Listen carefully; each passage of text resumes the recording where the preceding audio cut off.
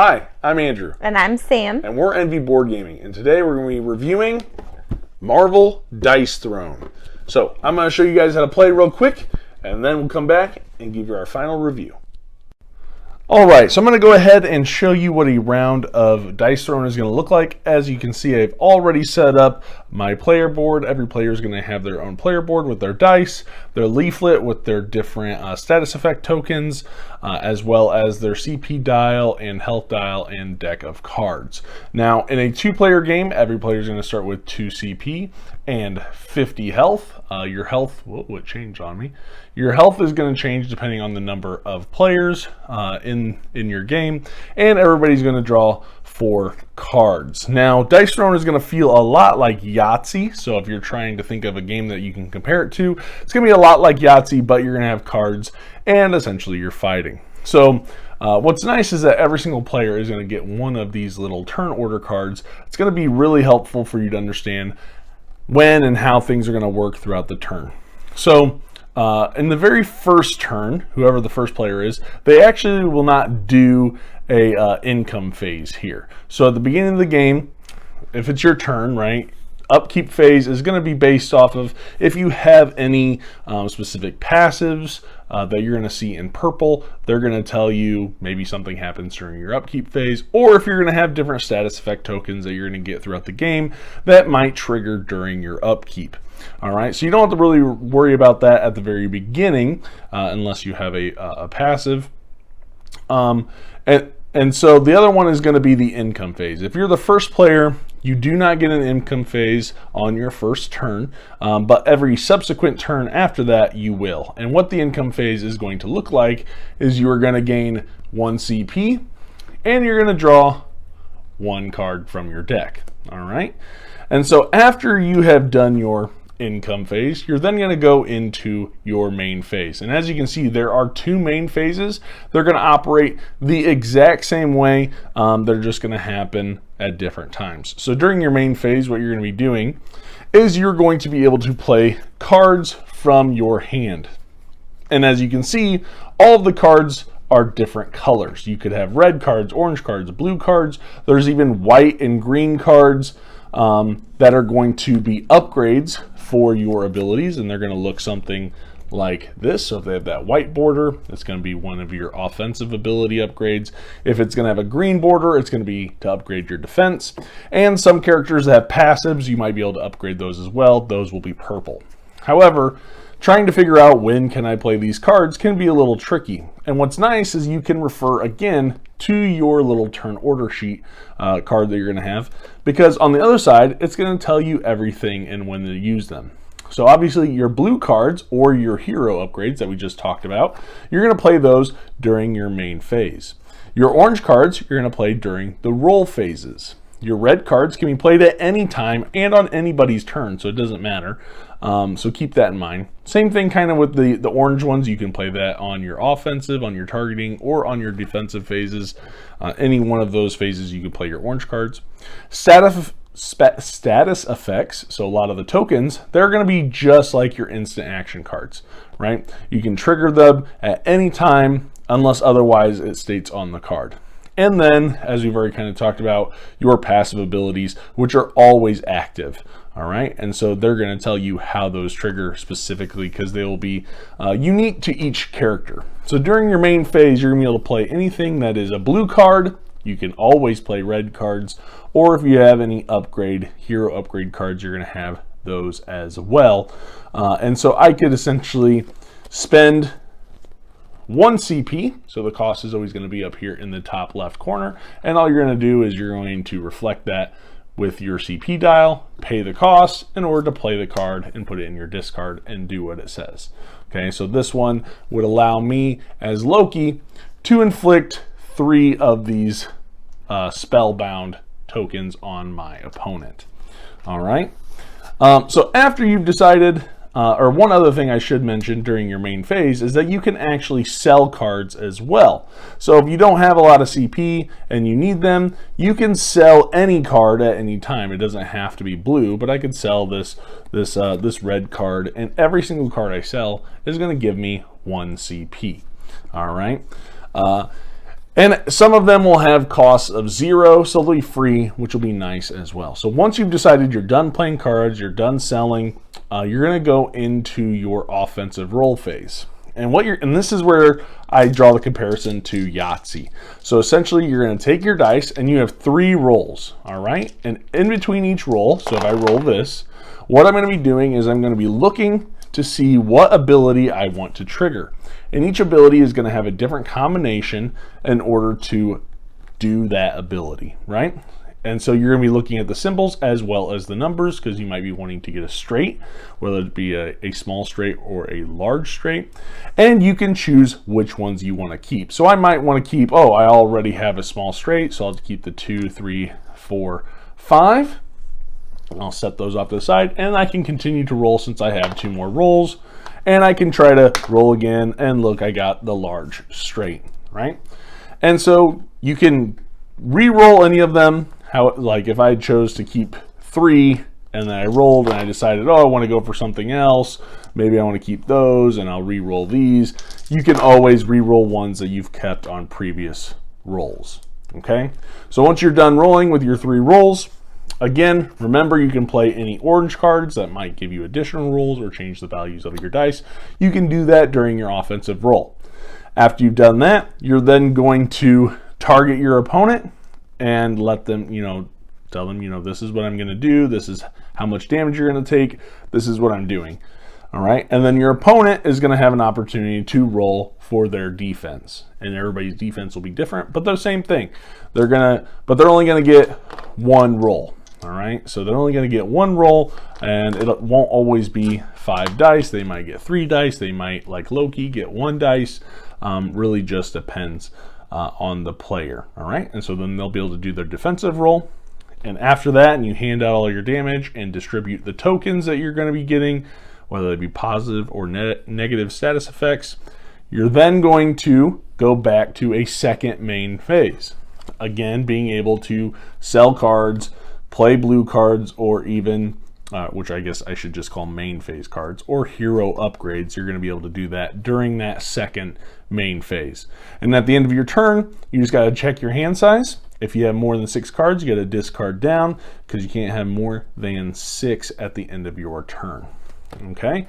Now, as you're playing through, I will hit on, you're going to see some different tokens. I'm not going to go through the different tokens for this specific character. That I'll leave for you to read depending on who you have, because the rules are the same whether you're playing Marvel Dice Throne or Season 1 or Season 2. It's all going to work the exact same way. The one thing I will say is that when you're playing, you might come across, there's all these different kind of damages. You're going to have damage that's in a little black circle. You're going to have a little red circle that says it's undefendable, or that it's collateral, or you'll have an ultimate. And what does that mean? And so I always would recommend keeping your rulebook open to this page, because it tells you the differences between each damage type that you could encounter during your game. And if you're always wondering, well, what does it mean if it's modifiable? Literally right here next to that damage chart, you have the different attributes, and you can see, okay, if I have a card that says it's an attack modifier, or a token that says it's an attack modifier, then I can use it for one of these modifiable damages. And the same thing is going to happen when it comes to avoidable. What makes this avoidable? Well, it's anything that is going to reduce, prevent, avoid, or interrupt the cards, or it's going to be with cards or status effects. So that's going to be interesting as well. And undefendable, obviously, I'm not going to go through everything, but it's going to have a little bit more detail about each damage and how they work, which is really neat and I think very handy. So having this always available to you, and your little turn order reference card. But that's pretty straightforward. You're going to keep going back and forth until somebody is reduced to 0 health, and then you're going to have your winner. All right? It's pretty simple. I think, just think Yahtzee, and then just throw in some cards and some really cool abilities and tokens. And it should be, after you get into it a little bit, after a few rounds, it should start to flow. But that's pretty much all that there is to Dice Throne. I know this is Marvel Dice Throne, but again, this is universal across the board for all Dice Throne games. So definitely, yeah, I'm going to end it here. Instead of rambling on, let's take it back up top and give you our review.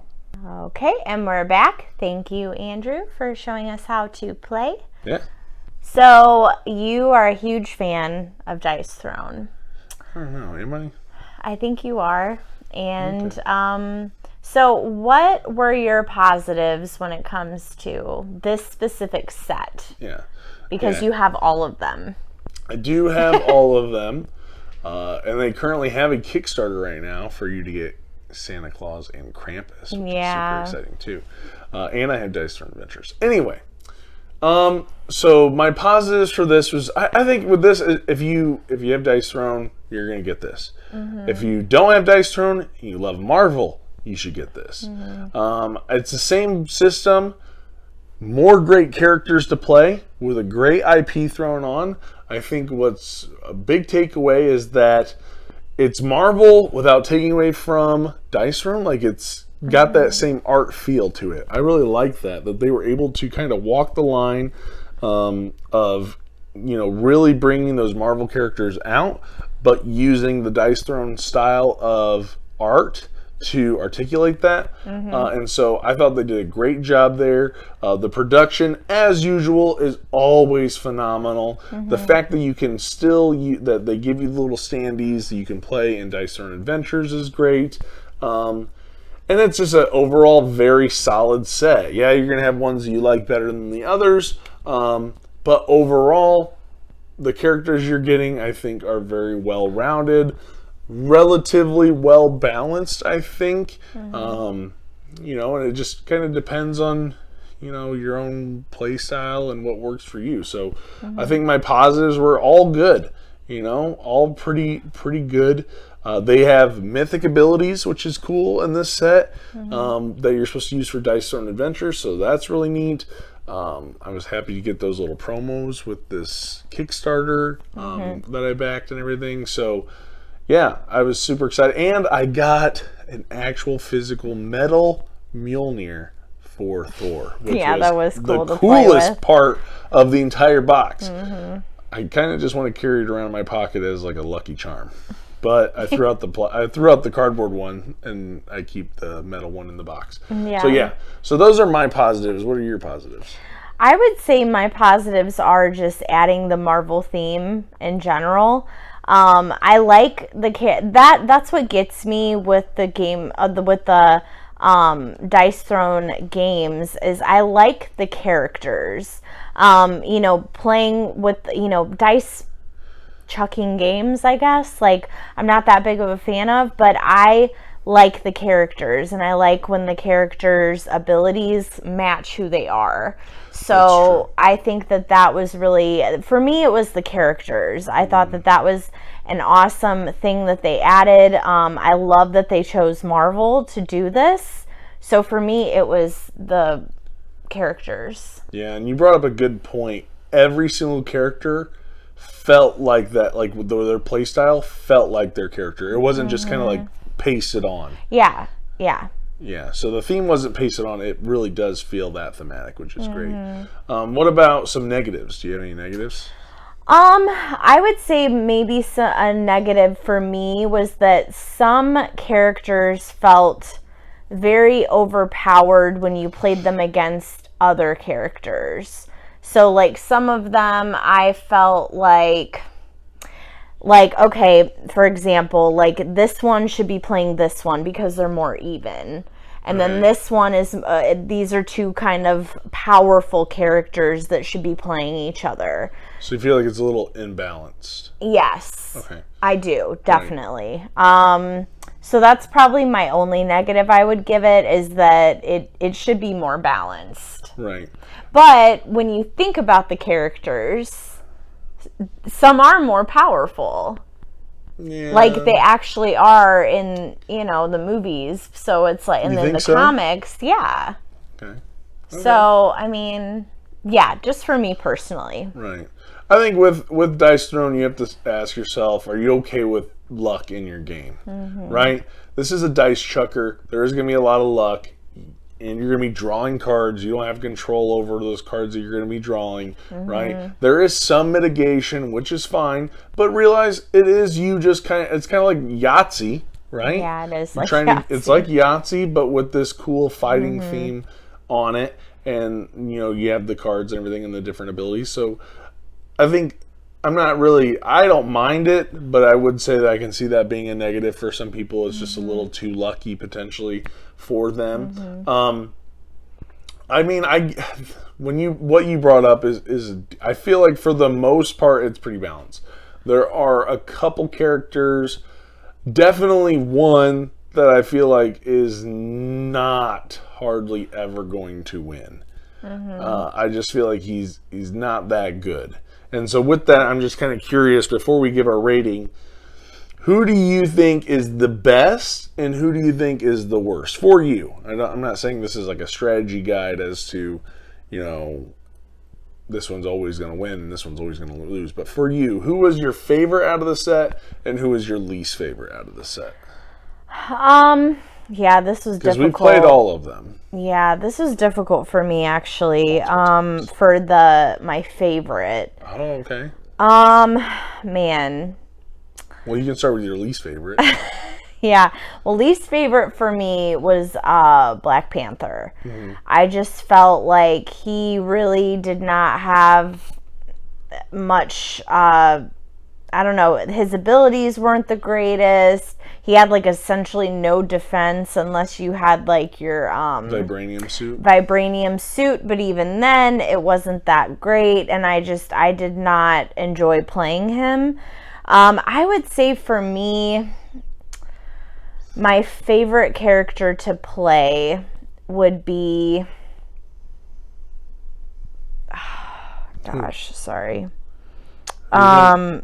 Doctor Strange would probably be my favorite to play. Okay. It was between him or Thor. Okay. And that's why I was like, oh, I just don't know. I really liked Doctor Strange, his ability to use spells. He didn't have any upgrade cards, but I thought that the spells were really awesome. It felt like you were playing him. Right. Because there were quite a few spells in that deck, too. Yeah. I think and then you could get them 11? back. Is there 11? Maybe there's like 8. I can't remember. Spells? Yeah, and you can get them back. Yeah, there's quite a few. Yeah, there's a few. I don't know if there was that many, but I know there's like a good amount. 100%. Oh, maybe I just didn't see all of them in my deck. Maybe not. Because I think I only saw like there's 5. There's quite a few in there. Oh, okay. Yeah, so. Yeah, I thought that was a really cool added thing for him. Yeah, he is a good one. For me, I 100% agree about Black Panther. I think it's not even close to how bad he is in comparison. And I've tried to play him. I've just played him so many times. I played him like 3 or 4 times. Maybe even more than that. I don't know. But I've tried everything with this. And other than I just have to be super lucky in order to win. That's the only way I think I could win. Either that or I'm playing somebody that has no idea how to play their character, And even then, it's super close. The kinetic energy, I don't even really want to spend it because I might as well wait for it to maximize and automatically explode, and that way then I get cards and CP and I do more damage that way, as opposed to getting rid of 2 to increase by 1. I don't know, and then I got to get all the way to 8. Unless I get an upgrade, then I just have to get to 7 in order for it to max out. And it's like, yeah, the vibranium suit was really underwhelming. I feel like that should do more than that. Like, oh, hey, you could spend this and it blocks like 3. Or there's a card where you could discard it and it blocks like 6. I was like, what? It just felt so underwhelming, and a character that I think is so much stronger than what it's depicted. So I 100% agree with that. My favorite was a surprise. 100% did not expect that I would like Black Widow. I love Black Widow. Usually I gravitate towards the more complex. So that the Doctor Strange was great, Loki was great, and I mean she's a level 4 at Black Widow, but I really liked everything that she had. The time bombs were awesome. If I could just keep those bad boys flowing, Those dang time bombs. It caused so much havoc on my opponents. You know, the agility was great. You know, even her covert op tokens were so cool because it all revolved around, I need to get these upgrade cards out, and as I upgrade, then I'm going to add more to my attacks. You know, and I have cards that play off of how many upgrades I have. And so she's so great, and I like that. And so she's not as high on the complex. She's a level 4. I mean, she's still pretty high up there. But I was very pleasantly surprised. I really like Loki. I really like Doctor Strange. I'll probably have to do a re-ranking of my top 10 Dice Throne characters now, because this group will definitely shake it up. And I hope that they take some of this stuff and add it to like the mythic abilities and kind of bring that for the other characters that they've already got out. So yeah, I'm very happy with this. So let's go ahead and jump into our final score for this game. Do you want to go first, or you want me to go first? You know what, you go first. All right. So for me, overall, I think this is a very good set. I'm going to give this an 8.8. I really like it.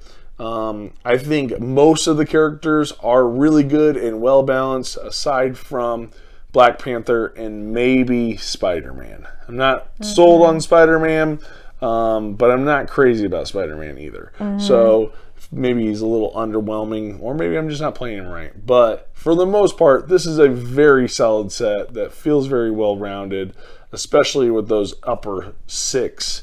I think those are really, really good characters. I mean, even Captain Marvel hits like a truck. Yeah. I mean, man. She's one that I would love to play again. I've only played her once, but I do like Captain Marvel. No, I've only played her once. Oh, okay. I played her on the cruise, but right. Oh, that's true. Yeah, and then Scarlet Witch, I mean, she's my favorite overall. Everybody thinks she's like super overpowered. I don't see it. No, I don't. I beat her twice, so I don't know.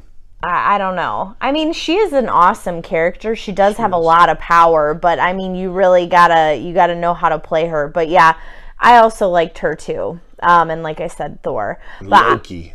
That illusion. Loki, yeah, the illusion was fun to mess with you when we played. I you didn't like it when you were playing. Not when it was me, of course, but to mess with you, it was cool. Yeah. But, I mean, I feel like there's a lot of characters that I like, and I'm like, man, for me to narrow it down to one, like, I felt like that was hard. It was very hard. Yeah. So what is your ranking? My ranking would be, I would give it a 7.3. Whoa. Wow, okay. Yeah. All right. Wow. I thought it might have been a little higher. Okay. I mean, I was trying to think of, I don't know if I, ranked, I don't think I reviewed Dice Throne with you. We haven't at all. This is like this is the first of Dice Throne because I just did my ratings for it.